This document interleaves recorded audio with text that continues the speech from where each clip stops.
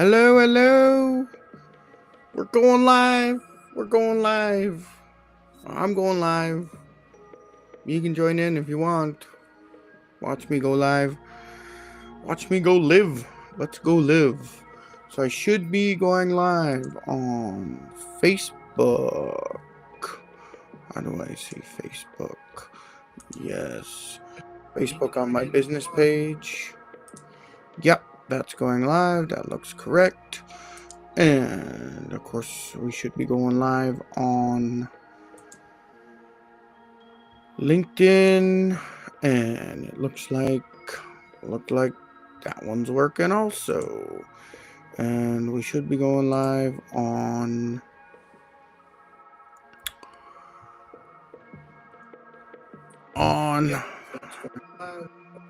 yep.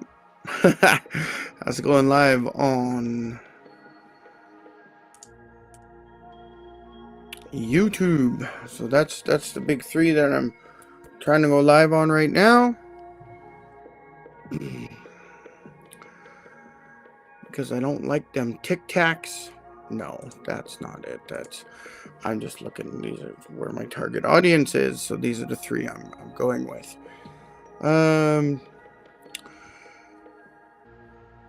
My name is Ian Hopfy. I go by the hashtag Ian the HR Pro. I am a human resources consultant and Indigenous Relations consultant, and I find myself doing more marketing than actually doing HR work. So that's fine.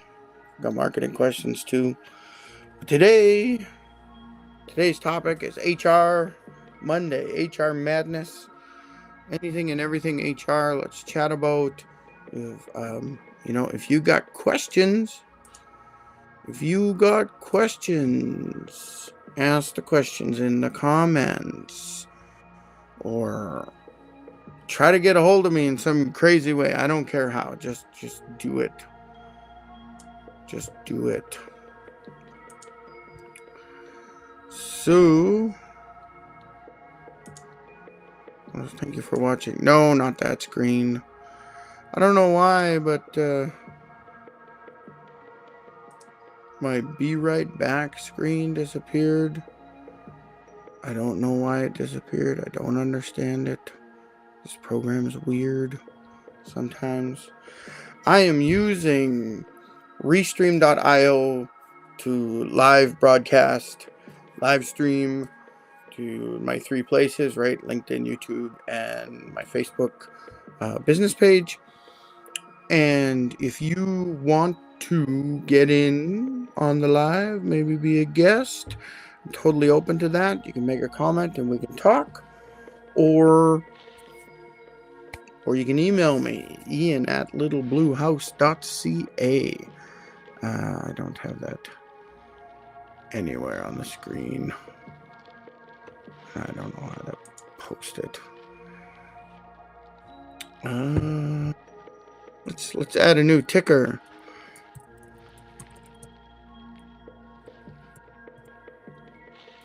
Email to meet. Blue house.ca. Sorry, the screen's moving because I'm typing. Let's do that. Here's my email address, ian@littlebluehouse.ca. If you need to get a hold of me for something, ask an HR question, maybe you want to set up a meeting or whatever, I do have options for you to contact me in other ways.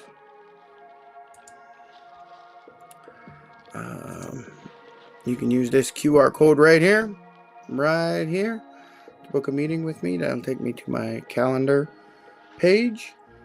So HR, Indigenous Relations, or just general networking, or anything else you want to book a meeting for. Just a 30-minute needs assessment type meeting. Oh, I got my cup of Earl Grey. It's not hot. I'm not a big fan of hot. I mean, it's hot. It's just not scalding hot. I don't know. Some people, especially Monday morning, they can just chug back that coffee like like, I don't know, like it's nothing, like it's not actually lava. And I can't do that. My mouth is not designed for the hot, hot, hot.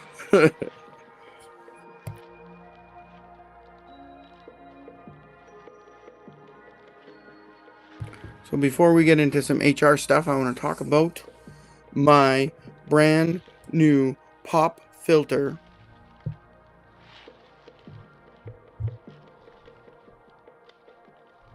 on my microphone. And I don't know if this is going to make me sound better or not. It would be nice. I did do a test, and I thought, oh, I sound about the same. Anyway, pop filter's on, so that if I'm nice and close, you'll really hear my voice well. I don't know. I'm usually sitting back and yelling, so I don't know if it'll make a difference.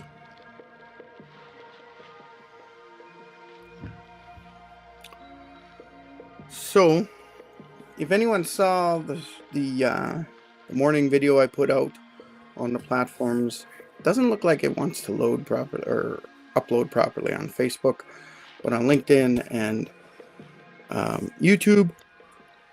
Ooh. Sorry, I don't know where that yawn came from. Guess it's Monday morning. My video I put out this morning, I alluded to my wife having an interesting situation with her workplace. So, a few months back, she changed departments in her organization. She's still in the same organization, but she changed departments. And she talks about how it's kind of like a night and day culture, attitude from department to department. So she's got a totally different manager she's dealing with now. In the old role, it was typical, you know, in particular, I've mentioned that she's been sick for the last couple of weeks, and I had a bit of a cough and extra runny nose, but mine's gone away mostly.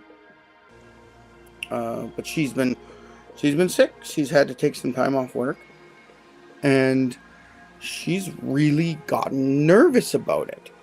Right? How can we do work and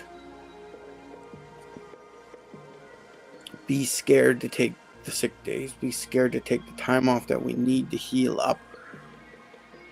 And this was the culture that she came from in her previous department. It's interesting that same organization, just different department. And it was always, you know, if you're not dying, you need to come into work. And for sure, if you miss a certain amount of days, you need a doctor's sick note, right?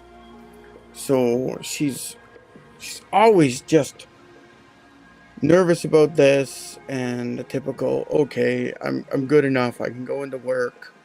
So she went into work this morning. I drove her into work. I always drive her into work, so we don't have to pay for parking downtown. So I drove her into work, and I got home, and I was just barely getting going. I was taking my time Monday morning, trying to be a lazy bum, and I get a text from her, and she was like, "Come get me, I'm coming home, I'm going to work from home." Now, she does have a hybrid workplace, so she does work from home at least 2 days a week, and from the office 3 days a week.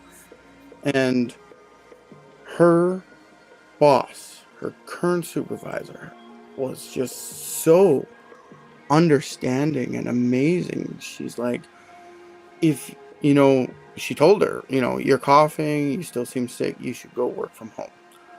So she got to come work from home. And later on, her boss even said, if you're not feeling well this afternoon, or you need to take a nap or something, just let me know.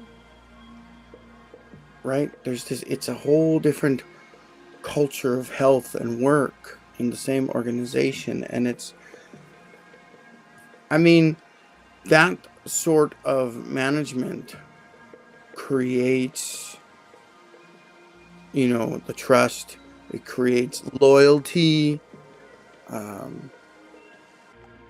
Is my wife going to have trouble leaving this department now if she finds a better job or a job that's more with her career or a higher paying job? Yeah, she's going to have a hard time leaving because it is a nice place to work. And I think as a business owner or an organization, even a larger organization, I think what you really want is to foster this environment where people just love working there and they know they can trust you and they know they can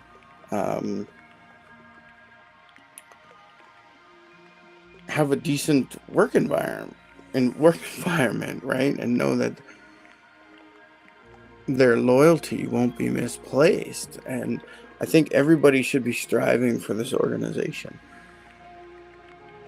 Yes, work has to get done. You're worried about remote workers or hybrid workers. We'll concentrate more on the tasks, the projects. My neighbors, they have an amazing garden and I can see them from here. She's out there picking vegetables from the garden, and this giant jackrabbit just came running out and is like from where near the garden to more into their yard at the back, and it was just like, oh, big giant rabbit. Anyway, I digress. I got off track. Your organization should build this loyalty just naturally. And if you're worried that people aren't getting work done, make sure it's project-based. Are you getting your projects done? Are your daily tasks getting done? These are the important things. So if a remote worker has to spend a day going up and down the stairs to do their laundry or take 10 minutes to look after a child or whatever, who cares? Who cares? It is a non-issue if the tasks are getting done. Too often we think, I'm paying you for a certain amount of hours, so you need to be 100% working for those hours. And it's hard for us. Are we really paying for someone's life hours, or are we paying them to get a certain job done and all the tasks and projects that might be involved with that job, right? It seems almost dark and diabolical that we're paying for someone's time. We're paying for someone's time on this earth. Like we're sucking their life from them. So how about we, instead of pay for someone's time, we're paying for their ability to get tasks and projects done. It's a different situation. If someone messes around all day and doesn't do any actual work done, but they're able to get the work done way faster, why should they get punished? If the tasks are getting done in a quarter of the time, well, that's great. Whatever. You're paying for this job to get done, not paying for someone's lifeblood like some sort of vampire. You're stealing time from them, right? So flip that over and start thinking, salary as opposed to hourly wage. And that's, I think, could be a more enjoyable place for everybody. Now, if you can't afford to pay for someone to do a certain role, then maybe you shouldn't have hired them in the first place. Wait till your organization's in a proper position that you can afford this. I often talk about your organization needing to be restructured. Because it's, oh my God, It's like flipping everything upside down. It's a totally different mindset on how organizations should be organized, right? So just have a list of tasks and say, I'm hiring someone to do these tasks and these projects or these types of projects. And say you're going to pay X amount of dollars to get that job done. And if somebody can get it done in half the time, and they can go get another part-time job or whatever, right? Like, who cares? That's the way it is. But if you're struggling to do that, I would always consider, before hiring the back end, are you hiring the front end? So the people that make the sales, the people that, deal with the clients and deal with generating revenue. Think of that first. How are you generating revenue?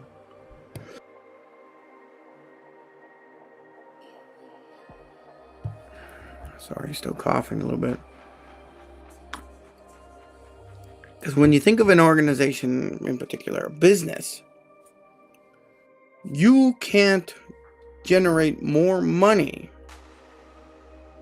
by trying to find savings.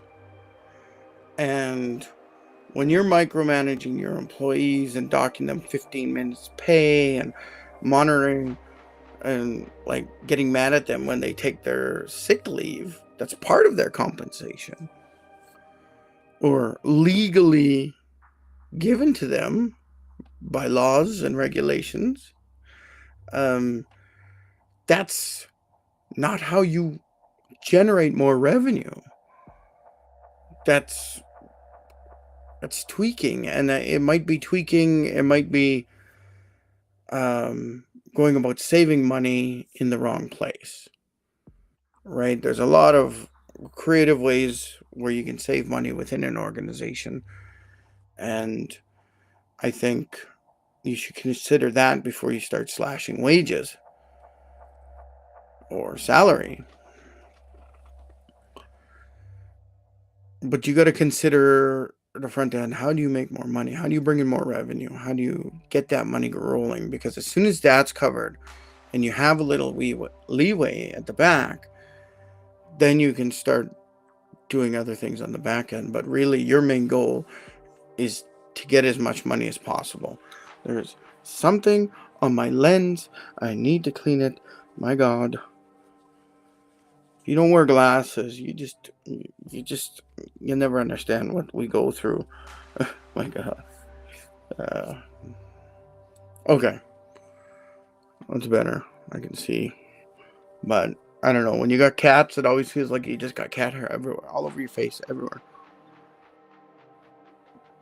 And I think it gets onto my lenses and then starts tickling my nose or whatever and then blocking my vision. Anyway, we're talking about organizations and how can you creatively get more revenue.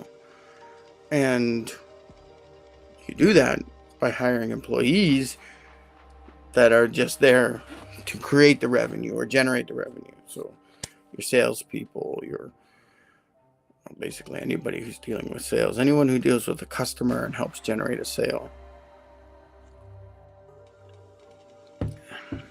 So, and it's different if you're in an office and you're making phone calls and you're trying to sell a product or service. That's one thing. You could just duplicate this and get 10 people instantly doing the same thing, bringing in money, right? But let's say mom and pop corner grocery store, right? Well, you're not that busy, so you can't justify having like 2 employees or 2 cashiers. Excuse me, but maybe you can. Maybe you can. Sorry, I'm just burping here all of a sudden. I read the book, I believe, was Dave Thomas, the founder of Wendy's. And it talks about how he used to work for Colonel Sanders at KFC, and then moved over to opening up his own restaurant chains. And I can't remember if he was talking about McDonald's or if he was talking about Wendy's. But he had a franchisee that he was working with. And the franchisee was like, we're not making any money. We're not making any money. And I'm trying to save money at the back end. So, Dave ended up finding out that this guy was turning off the grill for the drive-thru to save on the gas bill at the restaurant. And they had two. They had one grill that was designed to just cook food for the drive-thru, and there was another grill that was used to just cook food for the restaurant, the internal dining room customers. And this owner says he couldn't afford it. He's not making enough money. So he's turning off one of the grills. So now he's trying to double up, do all the cooking on one grill. And I guess at the same time, it means he doesn't have to pay for another cook to be grilling burgers, right? And there's this god-awful lineup of people in the drive-thru, and it's taking forever. Nobody's coming back. They had a bad experience because it took them a long time to get through the drive-thru. And Dave knew this from working with other franchisees and running his own stores. So he talked to that franchisee and said, look, you open up that second grill and we'll do a test to see what happens. I don't remember exactly how long the test was. I think it was like 2 weeks or something like that. And I think Dave made a reassurance that if it didn't work out, that Dave was going to personally pay for the gas bill that month or something like that. I can't remember the exact details. It's been a long time since I read this book. And so the owner, the franchisee, opened up the second grill and started serving the customers. And he increased sales because now he had both grills open and the drive-through customers were going through real fast. So he started getting the trust of the customers back, and the restaurant was busy. And the franchisee was just kind of baffled. It's like, oh, I started doing this and now we're making lots of money, right? And whereas before he was like, we're not making enough money. So, but this is, I feel like this could be a lot of different situations. Maybe if you did open up a second till and were able to serve two customers at the same time while it's the rush hour, then that would make more money.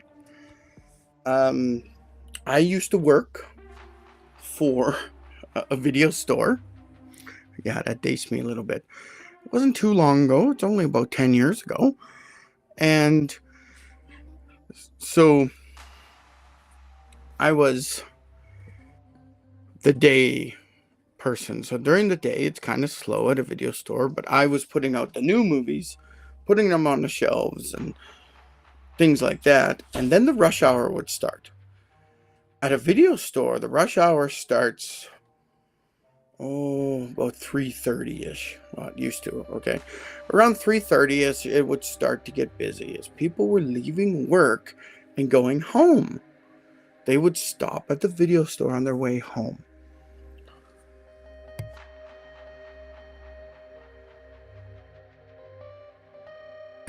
Excuse me, burping again.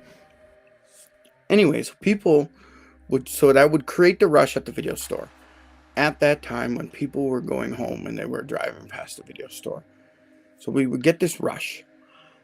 And I would have to make sure I got all my stuff done, the daily stuff, whether it's cleaning and putting out new movies, whatever, doing inventory, calling people for, hey, you got some late fees, right? Doing all that stuff. I had to get that done before 3 so that I was ready at the till to start to start the rush. I was still by myself. The store scheduled the next person to come in at 5. The rush hour ran from, 3:30 to, I'd say, about 6 or 7. And I would have this massive lineup, and the evening person would come in. They would have to go to the back office, go get their till, count it out, make sure everything was good, and then they would come out to open up their second till. The rule was I was supposed to be done at 5 o'clock. I'm done. Absolutely. I'm just supposed to walk away. I'm supposed to be done counting my till and just, I'm supposed to just walk out of there at 5, because they didn't want to pay me overtime in any way, shape, or form. I've got a line of 20 to 30, I kid you not, people in my line. And the evening person would come out, open their till, half the people would move over, and we would have to work for the next half hour to get through these customers as fast as we could, until it was low enough that I could yell at everybody and say, the rest of you go over there, and then I could take my till out. Well, that meant I was at least half an hour over my time for the day, trying to give good customer service. And this doesn't account for sometimes the evening person. They would work till like 4:30, 5 o'clock and be late arriving at the store. So if they arrived at 15, 20 after 5, well, I'm still running by myself during the rush hour. And then I got to help them to make sure they don't go crazy. I'd finally, leave the front counter somewhere between 5:30 and 6 o'clock. And I would still have to go count my till and make sure everything was in order, right? So that was putting me out of the store anywhere from 6 to 6:30-ish. So that's like an hour and a half overtime, like every day. And it just seemed so inefficient, so backwards. We should have had someone to come in part-time 3-4 hours every day. Someone arrive at 3, and 3 hour, 4 hour, 5 hour, 6 hour, do at least 4 hours just running the till. Then we would always have 2 people running the till. I could leave early or on time, so they're not paying me overtime for already doing my 8 hours. And there's no pressure on the evening person to arrive on time or a little late, because we had this buffer. We have a buffer person. And imagine how good the customer service would have been if we had 3 people covering that same rush hour every day. And this was cuts on the back end. Well, it made customers angry. Oh, they felt so bad. People were standing there in line for 15, 20 minutes, especially when we're forced to offer upsells and things like that, right? Oh, I see you only got 4 children's movies. If you get a 5th one, you can get it for 5 days for $5 or something, right? Like, so then we'd have to wait, and this person would have to run back to the movies, to the children's section, find another video or DVD and bring it forward. And then I could finish off. There was lots of times where I'd go running to go find something because they asked, oh, I also wanted this movie. Do you guys have it? And I'd have to go run and find it, because it was easier for me and faster for me to go run and find the movie than it was to say, yeah, it's over there in that section. And now I'm standing there waiting because I'm halfway through someone's transaction. Occasionally you could say, oh, okay, well, we'll wait this here. When you come back, we'll keep this here, and when you come back, I'll do you first. before, so you don't have to wait in line again, right? You did have to do stuff like that. But I think if there was always a part-time person in there for at least 4 hours a day, the customer service and the amount of sales we could have generated would have increased. And that's because we had an extra person. We had both tills open, not just one. And in my case, it was both tills open for about half an hour, trying to get through that big rush that had built up behind my till. And once that was down, the other person still ended up getting a big line because the rush hour was still happening.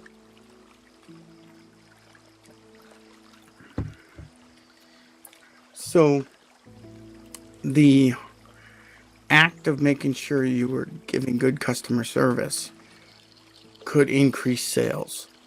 Because in my case, in the video store, I would have felt fine trying to upsell people more, right? It wouldn't have felt rushed. I could have, oh, this has got a combo to it. You get a drink and Twizzlers, right? And there's an awesome bonus. And we could get those upsells done. There was always this little board beside the tills showing who's getting the most upsells and selling the combos and stuff. And they really wanted that to happen.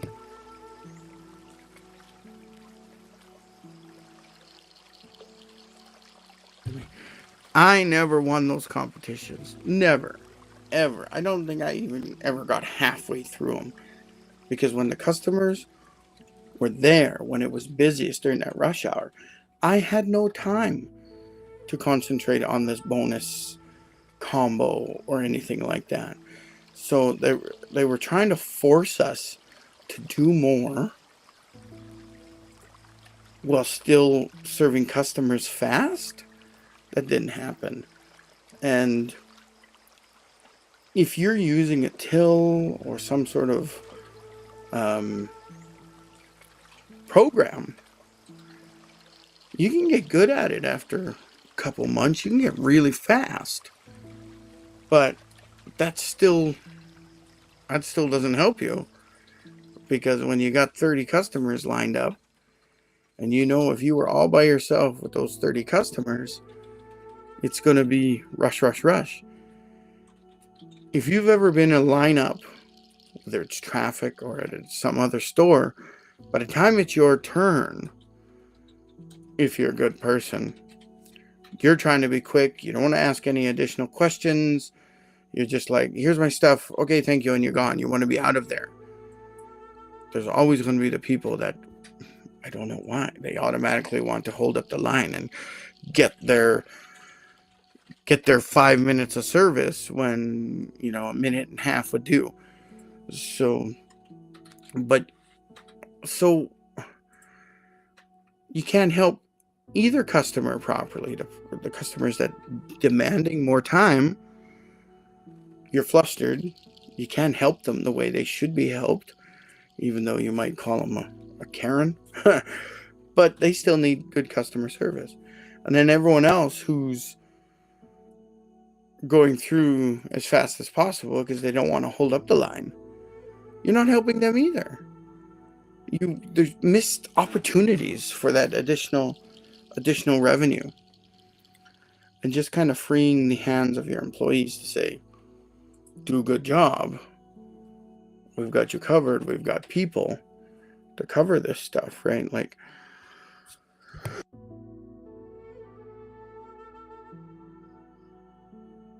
oh my.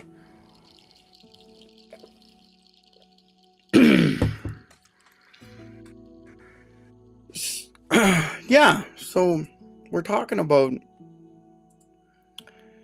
this way of thinking. If you want to make money in your business, you've just got to find a way to make more sales. And streamlining the number of employees and limiting overtime might be the wrong way to go. If you are fighting with the occasional overtime, and everybody says you're not supposed to give overtime, that means you should have another employee doing that job or helping with that job in some way, shape, or form. You get creative, find other ways to support that client. You might have people doing back end work that aren't client facing that could step up during busy times or busy hours, and then you're not hiring anyone else. Maybe your back end productivity workflow might be affected a little bit, but it's going to be a world of difference at the front end, because you're going to meet the quotas, you're going to meet the sales, you're going to get the revenue, or you'll at least have the flexibility to make changes, improve scripts for salespeople, and things like that. I just want to double check, make sure we're still living it up on all the platforms. It turns out I don't know how to use these platforms. Facebook is still operating, so that's good, but there's no comments there. And LinkedIn, let's do a refresh on the LinkedIn. It's still working. There's no comments. I'm not missing any comments there. And YouTube,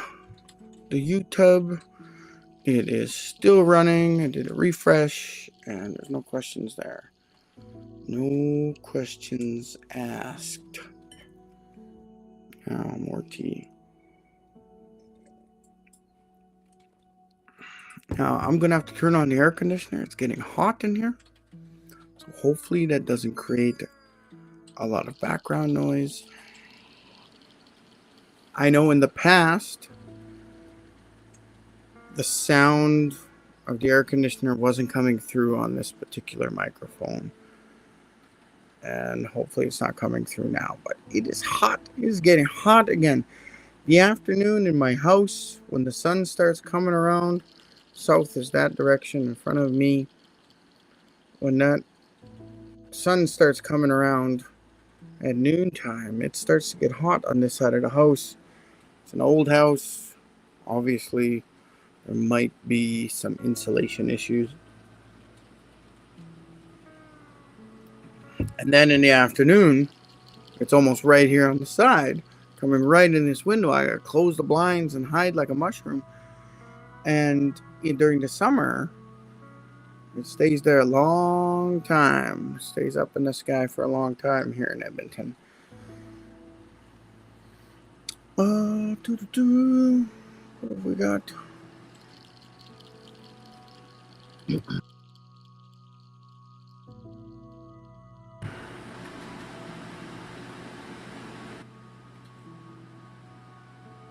HR. We're talking HR today. Ask your questions in the comments. If you're watching this live after the fact, go ahead and make your comment anyway. I'll try to check all my lives before I go live, and just to see if someone's made a comment. Now it's easier in YouTube for me to check for comments, and I think LinkedIn is pretty good, but I don't log in as my business page as much on Facebook. So if you're on Facebook making a comment, I don't know, I might miss it. But hopefully it's not too bad. Captions, QR codes. So I do want to talk about something. Like we moved on to the topic of making sure you have proper staff in the revenue generating customer client facing side. Make sure you have lots there, because that's where your money comes from. And I'm a big fan of paying your salespeople really well. Pay them good base pay, and make sure, if you're able, make sure they get lots of bonuses. A lot of salespeople are money motivated. They will jump ship if they know they can get more commissions or more hourly money at a different organization. They will. If you got a good employee, you don't want to lose a good salesperson. You don't want to lose them that way by jumping ship. So always be considering how much money you can pay your salespeople. And do not compare what your salespeople make or can make compared to everybody else in the organization. If you're trying to be fair and pay your salespeople the same amount as your low-paid admin assistant or reception person, I mean, that's not going to work, because what you're paying those admin staff is going to be way lower than what you should be paying a salesperson. Now, that being said, all wages in your area should be at least meet or exceed the local living wage. So when we talk about someone who's entry level or just a reception or just a admin assistant, right? These are highly skilled positions and they deserve to be paid well also. But the first step is making sure you're paying them more than the local living wage, whatever that is. In Edmonton, Alberta right now, I think it's $22.65. If you're paying less than that to anyone, any employee living in Edmonton, Alberta, you are paying poverty wages. This means that that person has split attention. They're no longer thinking about your organization and how they can help you. They are thinking about, how can I make a little bit more money? How can I pay this bill? How many jobs do I need to apply for this week? Are they wasting time at your job to apply for a better job? Are they working evenings and weekends at a second or third job, and all their attention is thinking about, well, how do I get to this other job on time? Do I take the bus, the train, or, do I got to illegally park my car and hope I don't get a ticket?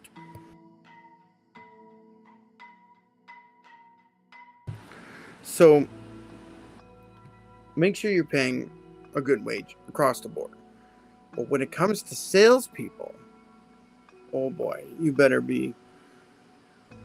give them that good base pay, but any sales, you got to give them some sort of commission or some sort of bonus, something. You got to keep their interest, right? You want a good salesman to stay at your organization forever. And there will be a point where you're going to be like, well, that's just too much commission. I can't afford to pay that. Okay, that's fine. That's going to happen. But you got to try to be as close to that cutoff as possible for your best salespeople. And just remember, don't feel bad about all the other employees because they're not making as much money as the salespeople. That's a highly skilled position, just like all the other positions. But this position is designed to bring in the revenue to keep your organization going. Without your salespeople, your organization just does not exist.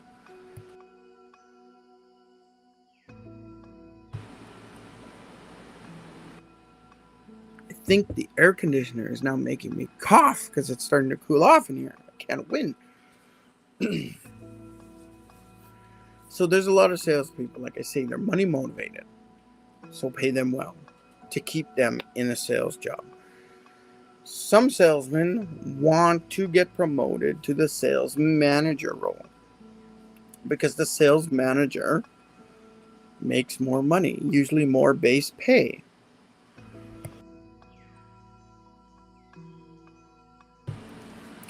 They might make a higher percentage on sales, but they'll have less time to do sales, because the definition of a manager is that they're looking after the other employees.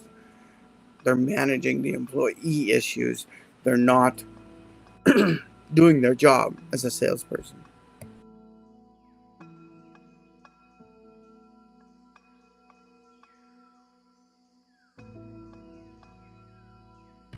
I got a wicked tickle in my throat right now.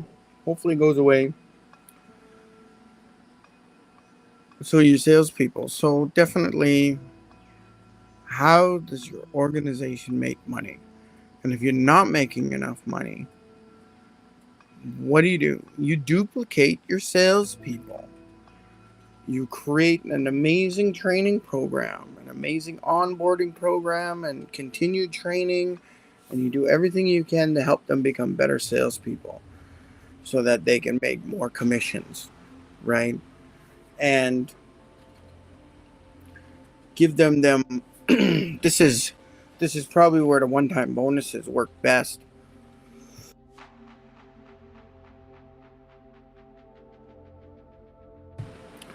They get a base pay. They get a certain amount of commission on every sale. If they reach a certain quota, they get a bonus. If they reach that quota, often their base pay increases or their sales commission increases, right? Every time they hit that quota, something should be happening, and there should be some sort of accumulative effect, even, right? Yes, you get the quota, you get an extra $1,000 this month, right? And if you can get the quota next month, you'll get another 1,000. But if you can keep this up for 3 months, your commission is going to go from 10% to 12%, and your base pay is going to go from, $50,000 to $55,000 a year, right? Like you got to keep doing that. And if you can get this pay increase or bonus increase or commission increase happening multiple times per year, that keeps them excited, right? So you're always, I'm making just a little bit more money, a little bit more money. And most of it's based on their ability to sell. They get a base pay raise because they're amazing sellers, right? And they're making money for the organization. So you just duplicate this. Let's get another salesman in, right? Let's get them trained up. You keep doing this to grow your organization. And too often, we're worried about the back end.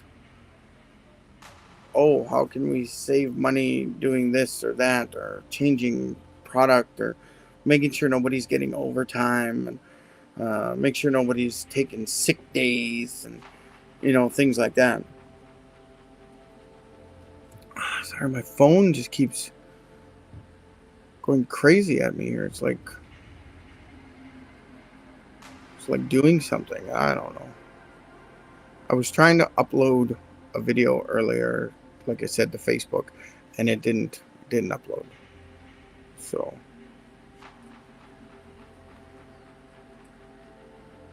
and I'm not getting any notification.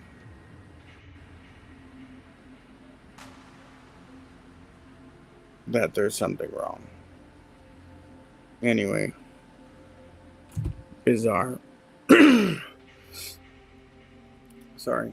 Think about the revenue generating jobs. That's what you need to duplicate first. If you're busy at the back end and going completely nuts, that's where you, as the owner or manager, that's where you're covering. Right? You're letting your salespeople just go, go, go, go. And as long as the money is there, my tea's done. As long as the money is there, you have the flexibility to start doing things at the back end. And if that's hiring another person, that's hiring another person. But you've got to a point where the organization is making good money. So how does this relate to a grocery store? Well, make sure you got enough staff at rush hour. Convenience store, again, Get that second till going. I know most convenience stores, they've got 2 tills. Get that second till going during the rush hour. You know when the rush hour is. It's your business. Like the video store I worked at, the rush hour was about 3:30 to about 7 o'clock. Why isn't there an extra person there? Why aren't both tills running full blast during those hours? The amazing customer service and the amount of sales could be increased. So make sure you got that second till going. And if possible, you got the shift change in there, right? You got the daytime person and then the nighttime person. Well, make sure there's someone in there filling in so that there's always 2 tills running during that rush hour. That rush hour is the most important thing. That's the whole reason why you're open, is to serve your customers, serve your clients. So that should be your number one goal, because you want everybody leaving your business, leaving your convenience store, leaving your consulting agency saying, that was amazing customer service. I'm going to give them a 5-star Google review.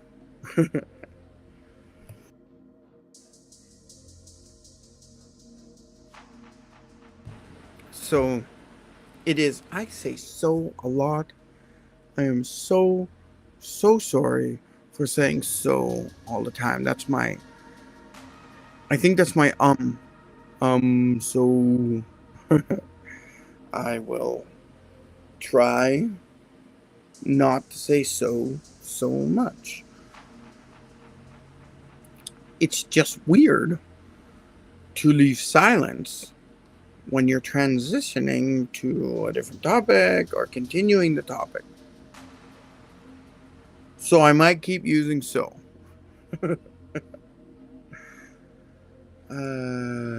Captions. No, that's not what I want. That's some QR codes. We'll mention Google reviews. If you're getting some good information from any of my lives, you should go ahead and give me a Google review. It doesn't cost you anything. If you're not going to give me a 5-star review, go ahead and not do that. Go ahead, give me the 5-star review, and then put your complaint in it at the same time. Best of both worlds, right? Yeah, so I'll leave that up there for a little bit. I lied, I'm taking it off.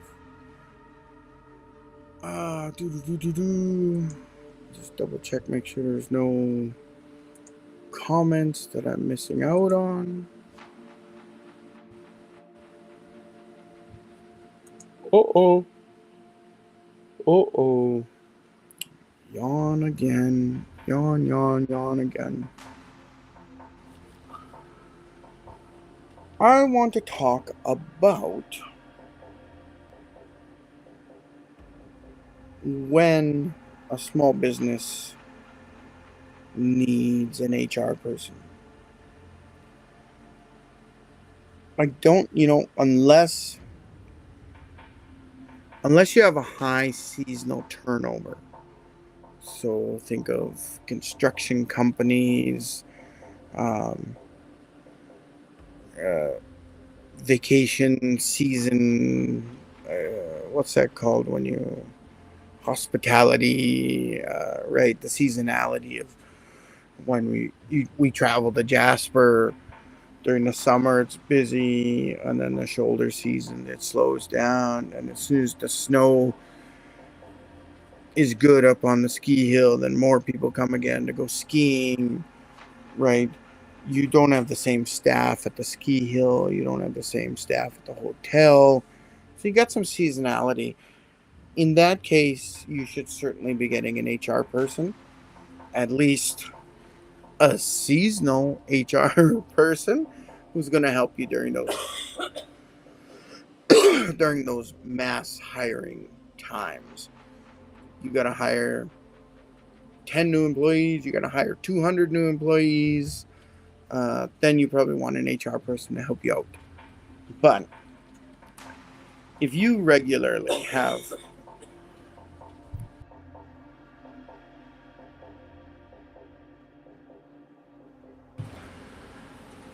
Sorry, my wife is still sick. She's coughing a little bit, but I'm coughing too, so I'll try to catch when she starts coughing. But she's got snacks over there. What do you got? She's got like cheese and crackers. She's got one of those adult Lunchable. I don't get that. I've made the mistake of choosing to go live over lunchtime, so that Schneider's Lunchable, salami and something or other. Mini charcuterie. Adult Lunchables. So I made the choice to do this over lunchtime because I'm thinking lunch and learn. You can eat your lunch. You can listen to me babble on about HR or whatever topic it is for the day. So I've made my bed and I need to sleep in it. So I haven't even had a proper breakfast yet, so I don't get lunch until after I'm done this live. So maybe I'll leave early. I'm the boss. I can do what I want, right? A small business like mine, consulting business that's just starting to grow, marketing and doing things like this, going live, making the videos, making the content, that's my customer service. And it's important that I be doing that. So that's fine. Right. When you should get an HR person. If you're seasonal businesses, yes, you probably want to get some HR help in some way, shape, or form. Could be a temporary HR advisor, or even a recruiter or recruitment assistant. Maybe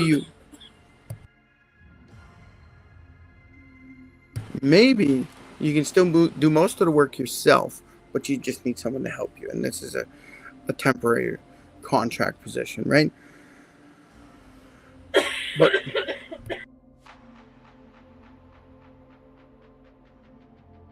what's with all the coughing over there, eh? Come on now. So when you think about your size of your organization in general, don't hire an HR person, a full-time HR person, until you need it. And you'll probably feel it. You'll feel when management or a manager that isn't trained in human resources, when they start feeling it. Just be aware of when that happens. But in general, you want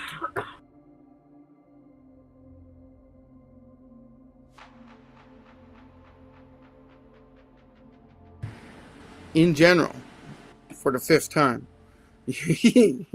You know what? She just flipped me the bird. You don't want to hire an HR person until you have at least 99 regular employees. And that is just because of the ratio. Employees to HR people, there's a certain ratio that you should have. So you shouldn't have a full-time person until you've got somewhere between 75 and 99 HR people. Or HR employees in general, HR employees. If you have 75 to 99 employees, then you're considering, let's hire a full-time HR. Until this point, or until you get over to 99, you could get away with an HR assistant, a recruitment assistant, or just a recruiter, a part-time HR consultant, maybe me coming in just doing some fractional work, a day a week or something like that, right? You can get creative on spending the HR, because an HR advisor who's got the degree, working on their CPHR or their designation, you're looking at minimum 60 to 65,000 a year Canadian for entry level. So you want to be mindful of this. If you want someone with 5 to 10 years experience, you're going to pay a premium on that, right? You're looking at 95, 100,000, 110 per year. So it can be costly, but there's the experience that you're getting from that. So if you're getting part-time consultant or something like that, I mean, you're getting more experience at the consulting more expensive rate, but it's not an ongoing, it's not a per hour, it's more expensive, but overall it's cheaper than hiring the person.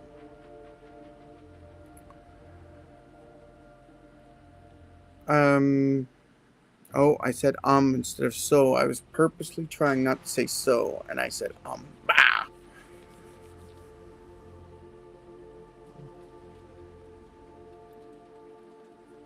I see organizations, they just automatically give the HR function to one of the managers. The managers, they're experts in their department, but they might not be experts in all the HR functions that an HR person has. So it's always good to have someone in your back pocket, some HR consultant, someone on retainer. I mean, you could get an HR consultant on retainer for a couple $100 or $500 a month, and then you can meet with them monthly or just send them email questions, things like that. There is HR people out there that were willing to do that fractional work like that. So I've been in organizations where the back end, the overhead, it's top heavy, and it just doesn't work out. I mean, you got the experts in place to do the work, but you haven't concentrated at the front end yet.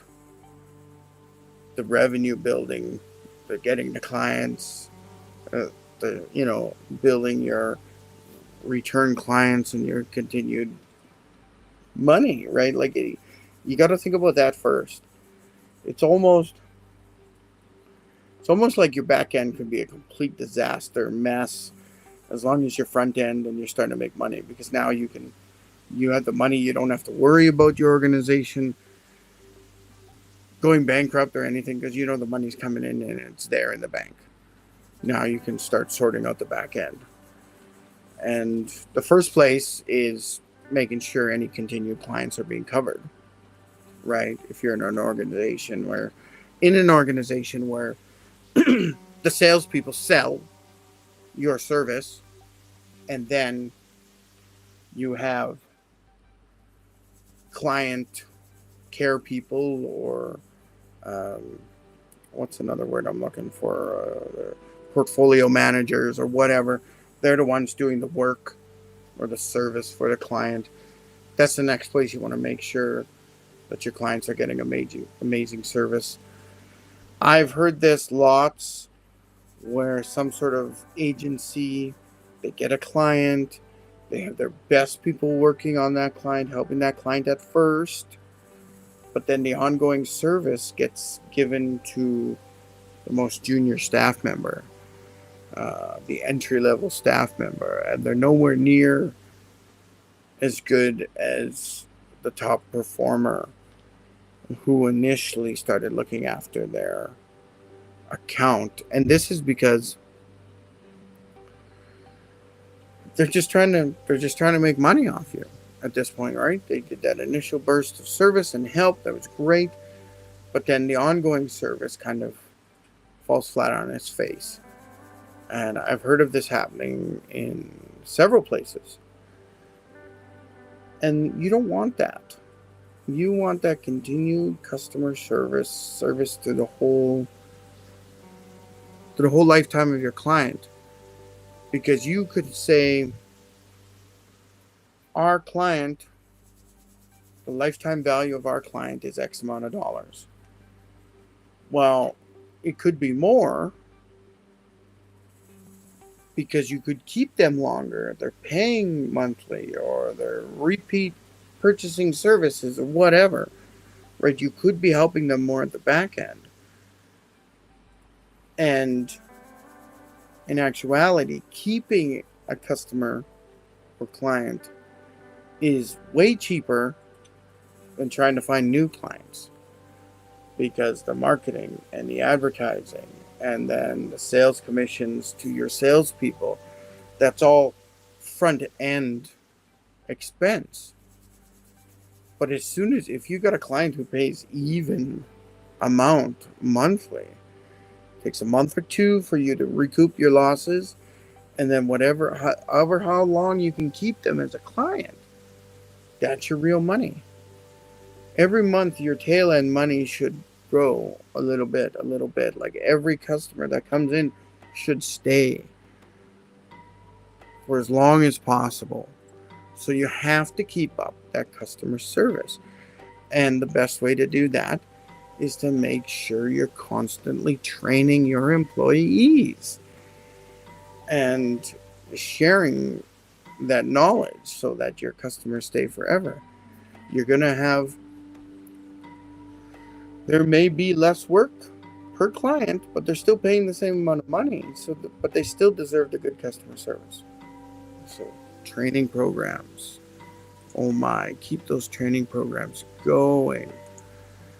And anytime I've been in organizations where the owner and manager came to me and they're like, oh, what's going on? Our sales are going down, or customers keep leaving and complaining. And first thing I said was, when was the last time you trained your employees, your staff members in that area? Are you continually training them?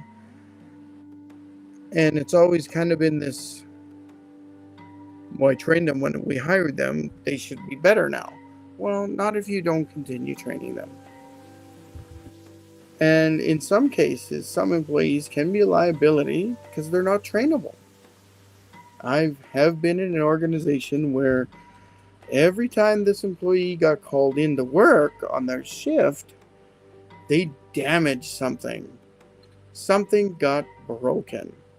I mean, we as business owners are not allowed to charge, say, the waitress who drops a plate every shift. We can't say that plate was $5. I'm taking that off your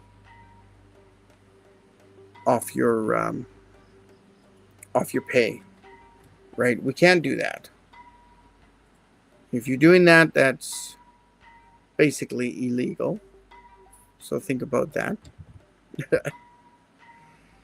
And you need to keep track of stuff like this. There should be some improvement. You can start to say, well, first off, you always want to, is there any training we can give you to make you do your job better and stop costing us money, right? What additional training do they need? If they still can't get it and are still causing the damage, then you can start putting them on that 3 warning system. As long as you went through the process of trying to help them. Don't get me wrong, they're always going to be upset. If you got to fire somebody, they're always going to be upset to some extent. But at the end of the day, they're going to be like, yeah, I know you tried really hard to help me. I couldn't get it. So, yeah, I see why you're firing me, right? It would be better if people were leaving like that. Because they still could go away and like, well, they fired me, but it's because I couldn't quite do the job the way I needed to do the job. I know at this construction company, we had this guy working there. He was a great guy. People liked him. He was a funny guy to have around. He actually made the work environment better. But every time he came on shift, he damaged something. If you're at a construction company or a heavy equipment company, that damage is pretty colossal. You know, it's $5,000-$10,000 by one oopsie, right? That is costly. So you need to really move on this. Oh, are you actually trained on that piece of heavy equipment? Do you need more training? Do you want more practice? Right? And then if it keeps coming, then you gotta act fast, because you can't afford to pay this person wages, 1, and pay for all their damages, 2, and to have it keep happening, right? Like, okay, you did 3 shifts this week and you damaged 3 pieces of equipment, so we're down 3 pieces of equipment till it all gets fixed. So not only are we spending money on you fixing the equipment, but we're losing money on contracts and we can't serve our clients better. And when you're in a construction industry or something like that, okay, you could go get a piece of equipment and rent it. But that is costly, that is expensive, that is not a long-term option to be renting an expensive piece of equipment, whatever it might be. I was about to say so, and I said it anyway because I talked about how I wanted to say so, but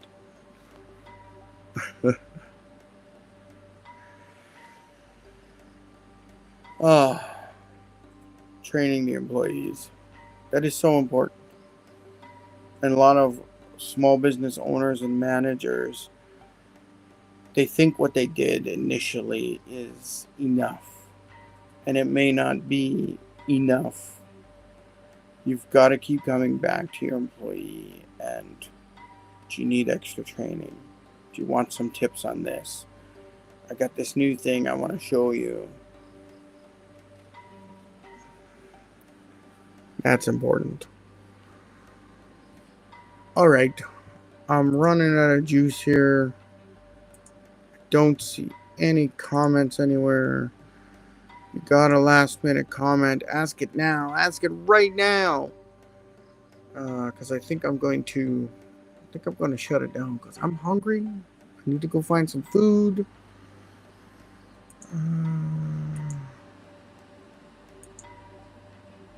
There's one thing I could talk about. So we were talking about the revenue of the organization and how, employees, saving them back end, whatever, making sure you're getting rid of somebody who's causing damage if you can't train them properly, right? That happens. Now, imagine if you have some sort of retail business. This might not work with a convenience store unless you bring in some specialty items. But I'm thinking shoe store, clothing store, knick-knack, gift store, jewelry store, arts and crafts, game store, collectible store, these sorts of things where you've got stuff and you're trying to sell them. Why don't you do some online selling while your store is open? You basically turn your store into a studio for your streaming like this. I'm streaming right now. Say if I got some products to sell, I could sell them right here, make some sales, double it up, right? And I'm paying for the employees, so why can't they also try sell stuff when there's nobody there? They could have the live running and selling stuff. Now, I'm thinking about Whatnot. You see this link here, Whatnot. The app is called Whatnot. You set up stuff to sell, and you have these mini auctions or even just buy now buttons. You'll get used to what you need to do there. But you could be running these auctions all day long, bringing in an additional couple $100, couple $1,000, right? Selling from your own store, not having to pay for some studio or warehouse, additional space. You're just doing it from the store. Get a tripod. Get a light to go on the tripod and put the camera, the store phone, put it on there and run Whatnot and sell stuff all day. And your employee then helps you package the stuff and ship it out. And I think this is an amazing way to shore up a business that might be failing, especially if you're in some sort of the specialty area where there might be collectors involved or higher priced items. I even think about an art supply store. you get one of your employees or a local artist to come in and paint for, you get them to paint for an hour in the store, in the corner of the store, behind the till, wherever, and they're painting. And every time they use a different color of paint or a different type of paintbrush, they can say, this is what I'm using right now. This is the canvas I'm using right now.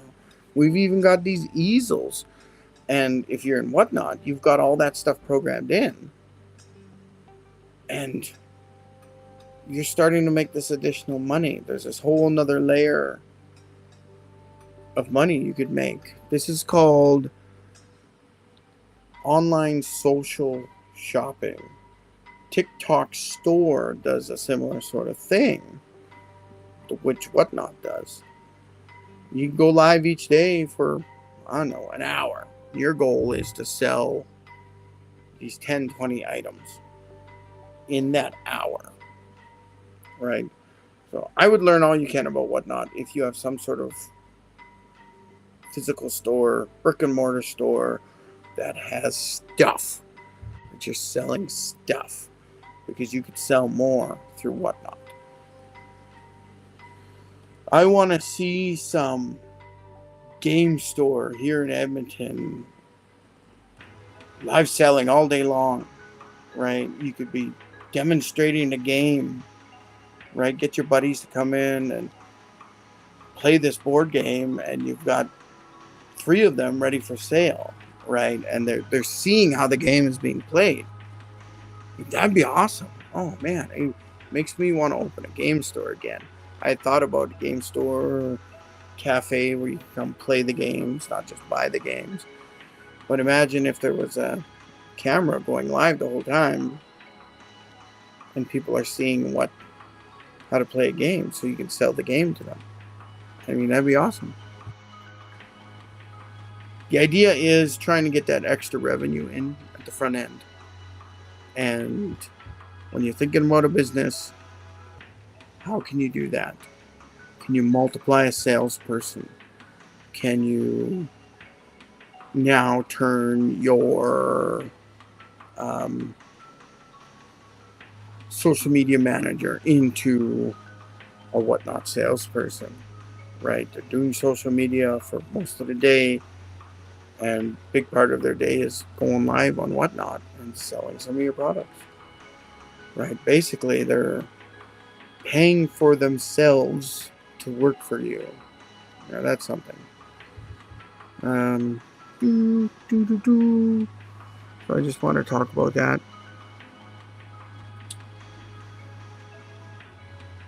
If you're looking for some funny t-shirts, I do some designs. It's one of my favorite designs, In Space. HR, Can't Hear You Scream.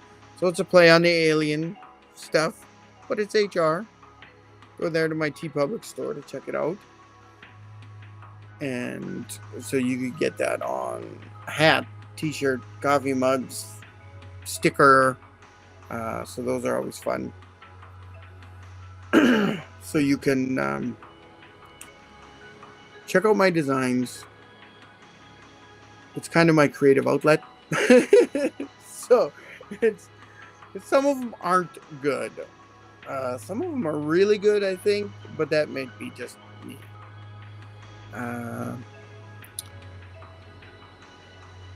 What else do we got going on today? I think I'm going to leave it like that. I'll leave you there. No more questions. Don't ask your questions now. Put them in the comments afterwards, and I'll try to hit them on the next live tomorrow. Tomorrow's live is going to be Indigenous allyship. So we're going to talk Indigenous Relations, Indigenous EDI. I could just tell terrible stories. I facilitate, along with my wife, the KAIROS Blanket Exercise. So I may just talk about those events. I may talk about different Indigenous acts that are out there, things like that. We might talk about this book, 21 Things You Didn't Know About the Indian Act. It's a great book. Do I have it here? Yeah, I got that book here. So this is something we may talk about tomorrow. This is a great book. Go read it, especially if you're starting your Indigenous allyship journey. That's a good book. So I'll leave that there for a second. But and each week I have a different, or each day of the week I have a different topic. Mondays is HR. Tuesday is Indigenous allyship. Wednesday is gigs and hustles. So we talk about just your side biz, your side hustle, things like that. And Thursday is career club. So we talk about your resumes, your job hunts, your cover letters, and you get from my perspective as the HR person who's looking at hundreds of resumes each day, right? What's working, what's not. And Friday is fun and games. We talk about anything and everything. Games. I love board games. I love Dungeons and Dragons, Magic the Gathering. I'm willing to talk about all that stuff. Board games. We could even talk video games. I do play some video games. I'm just not that rich, so I can't afford a lot of video games. And I don't have a lot of time. I'd rather spend time with my wife than 12 hours playing video games. What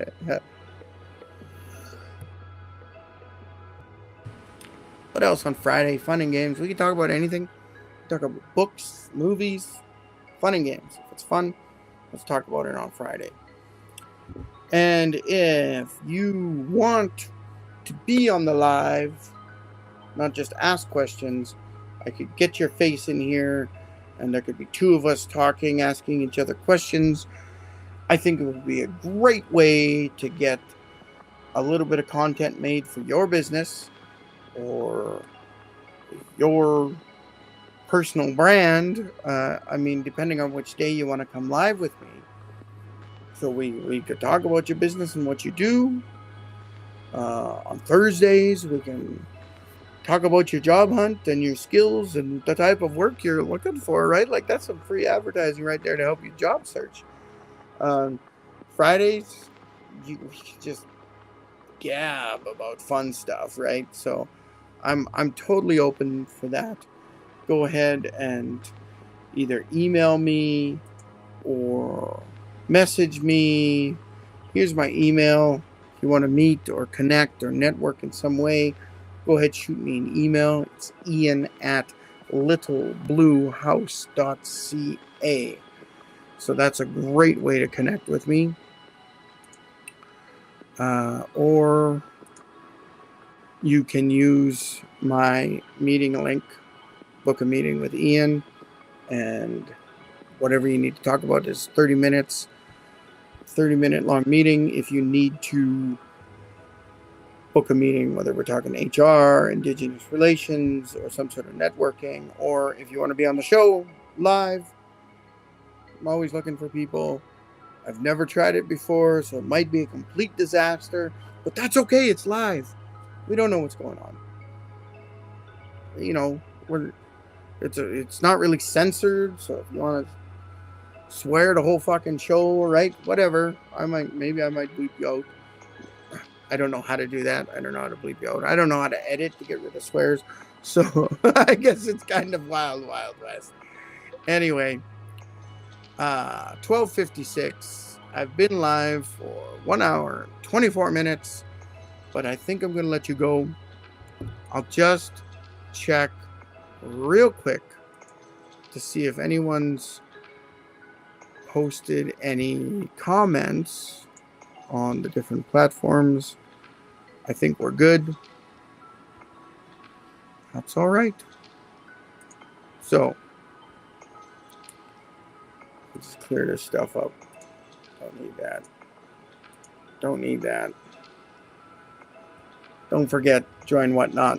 If you got a business that's failing and you need to sell more of your junk, you got stuff around your house and you want to make some money right away, pick a few good items and say, I'm going live for an hour and I just want to sell these 10 items, right?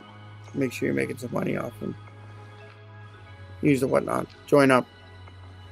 if I think if you join up through this link, I think it gives you $15 to go buy stuff. Maybe. Can't remember what the link is. Yeah, this is the one. It'll give you $15.